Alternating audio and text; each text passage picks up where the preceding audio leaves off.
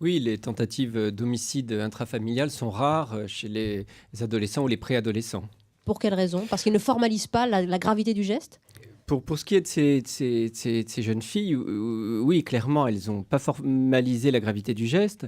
Alors comment le comprendre? Il y a probablement effectivement un contexte de violence intrafamiliale à rechercher, Mmh. des agressions, physiques, peut-être des agressions sexuelles. Il y a une enquête qui sera faite par rapport à ça. Ce beau-père alcoolique, ces violences entre la famille, voilà ce que nous disait Voilà. Mathieu Bock. Maintenant, malgré tout, dans d'autres familles, on n'observe pas des tentatives d'homicide à chaque fois qu'il y a de la violence, mais en tout cas, ça peut aider à comprendre.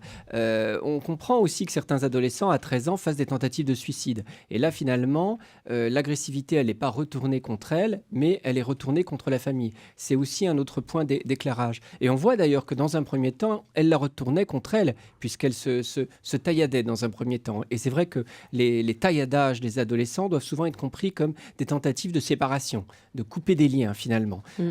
Et là, évidemment, l'idée de tuer la famille, c'est la tentative ultime, hein, si j'ose dire radicale, de séparation.